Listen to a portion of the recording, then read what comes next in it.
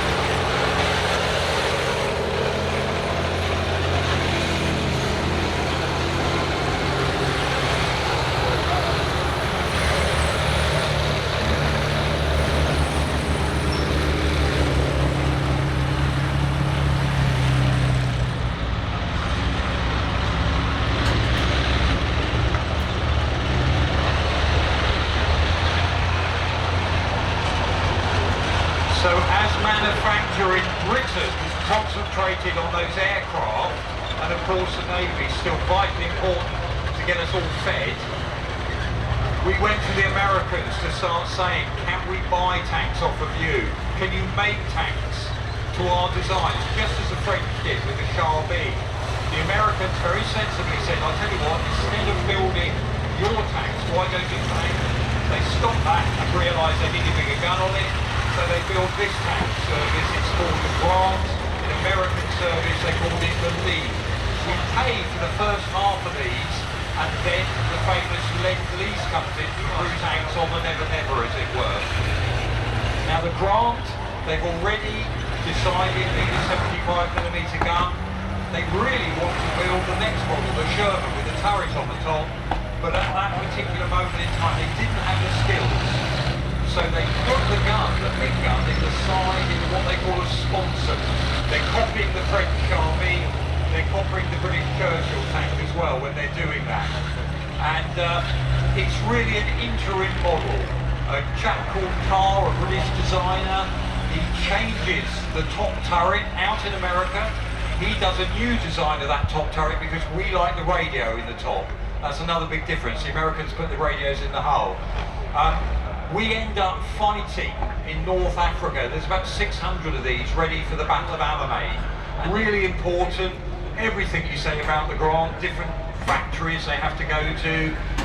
Some are riveted together like this one. Some factories learn the casting. And there's not enough of those radial aeroplane engines. You hear it when it moves off, it sounds like an aeroplane there in the back.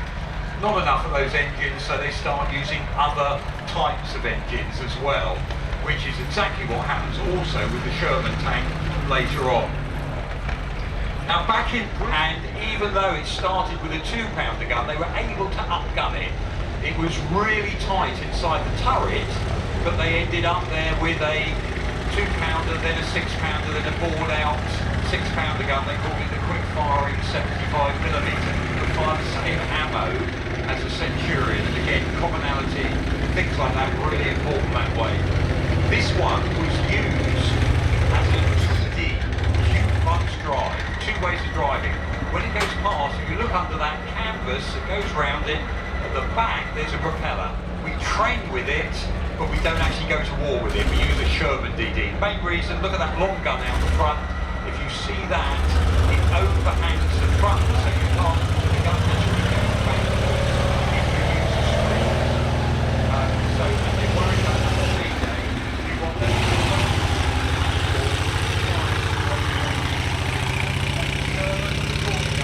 the Valentine tank that we could seize action North Africa, really important for Britain at the time, alongside things like the M3 Grant here.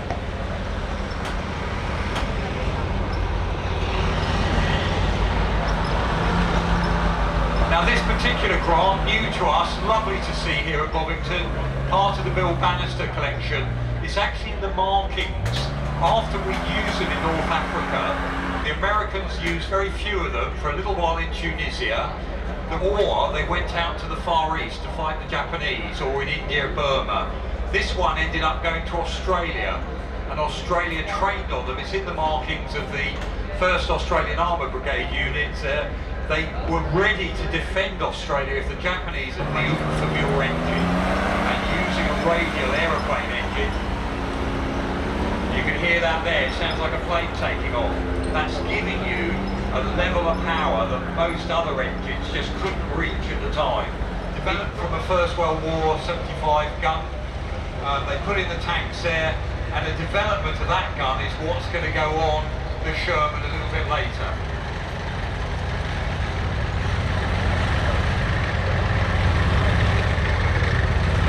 Now in 1940 in Britain we've had Matilda 1, Matilda 2. You immediately start, as soon as a tank goes into service, even before that, you start designing the next one. For France, they change the design, they rush it into production. It's put together in a year, and it has faults because of that. We haven't got time to test things, etc. And in our archive, the first manual with the very first Churchill tanks, the first page says, listen lads, we know this has got faults, but we think it's better you have it now. That later the Germans might have also found the truth. So it has lots of problems early on.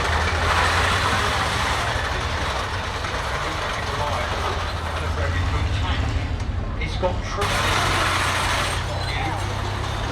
What they do though, this is a Mark III. Again, later the forward engine around the 75mm gun. This is the time, this is the Mark on the infantry armour brigades, but it's also the basis for lots of specialised armour the 79th Armoured Division uses for D-Day. Things like the Armoured Vehicle Royal Engineer, the AVRE.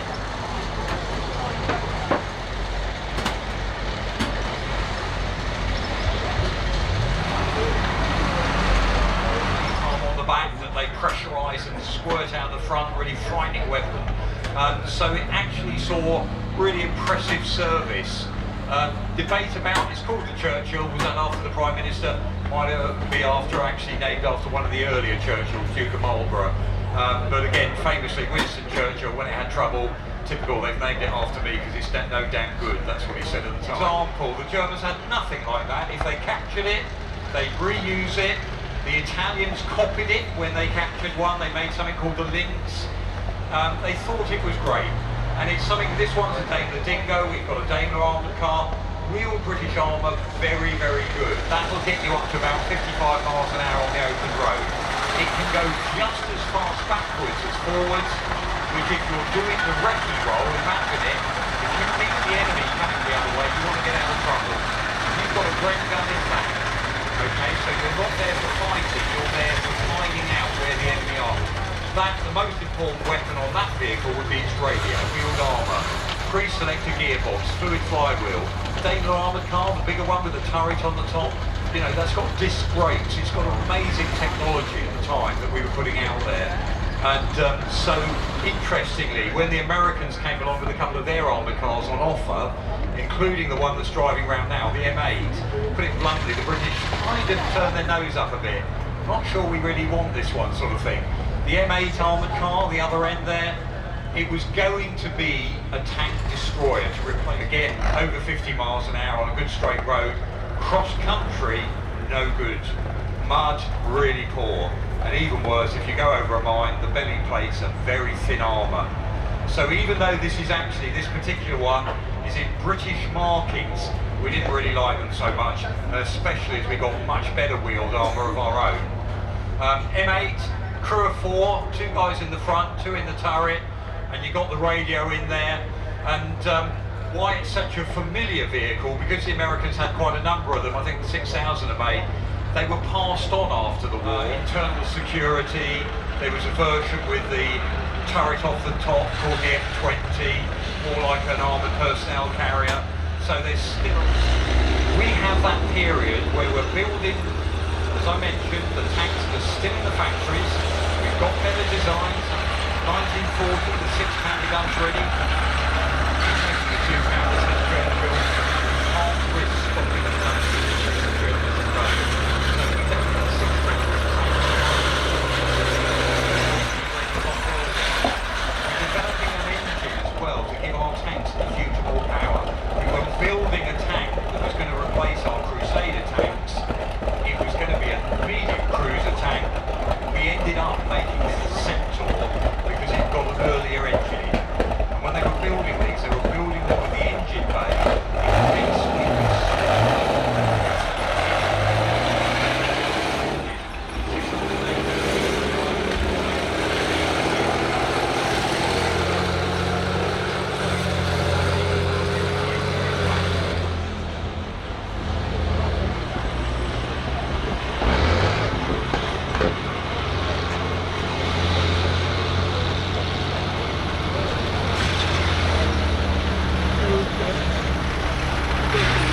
if you have the chance, if you go out to Normandy, you'll see a few of these behind the beaches. They have painted lines around the turret. That was because they were going to be used on landing craft coming ashore. At one point they were going to take the engines out of the back, fill that full of ammunition. Don't worry about it, we'll just drive the landing craft in and they can be doing fire support onto the beaches. Montgomery says, hang on, that's a bit of a waste there. It's using it representative of that Cromwell family.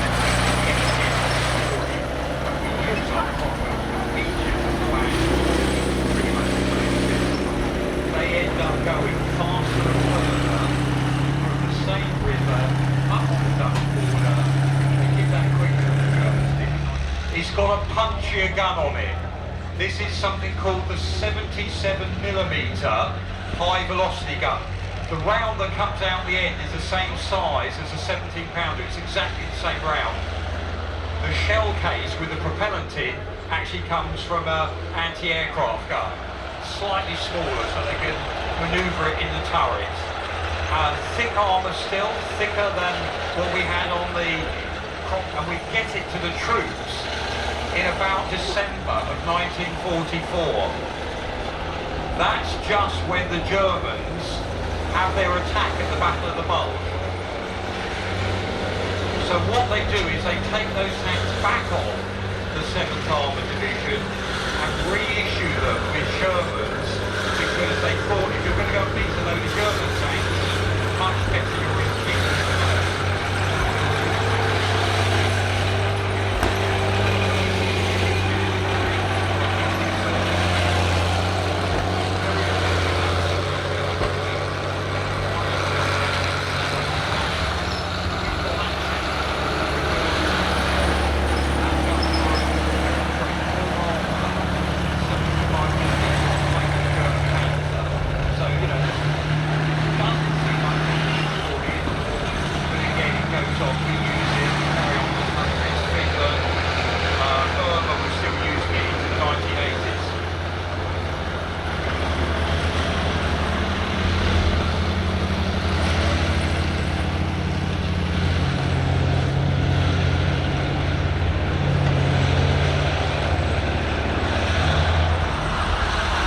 I mentioned yesterday, if you look at the rear of that tank, on the original designs they were going to have a silencer for the engine, and some very sensible engineer ended up saying, forget it, it's not worth doing.